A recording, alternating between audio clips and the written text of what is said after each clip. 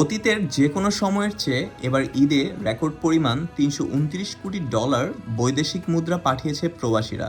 গত বছরের আগস্টে আওয়ামী লীগ সরকারের পতনের পর মূলত অর্থ পাচার কমে আসায় প্রবাসীরা তাদের আয় পাঠাতে বৈধ পথ বেছে নিয়েছেন। এর ফলে রমজান মাসে প্রবাসী আয়ে নতুন রেকর্ডের সৃষ্টি হয়েছে। প্রবাসী আয় বাড়লে দেশের কেন্দ্রীয় ব্যাংকে ডলার রিজার্ভ বা মজুদ দ্রুত বৃদ্ধি পায়। প্রবাসী আয় বৃদ্ধি পাওয়ায় ব্যাংকগুলোয় ডলারের যে সংকট চলছিল তা অনেকটা কেটে গেছে বলে জানান কর্মকর্তারা। তারা বলেন, ডলারের দাম নিয়ে যে অস্থিরতা ছিল তাও কিছুটা কমে এসেছে। ব্যাংকগুলো এখন কেন্দ্রীয় ব্যাংকের বেঁধে দেয়া সর্বোচ্চ 123 টাকার মধ্যেই ডলার কিনছে।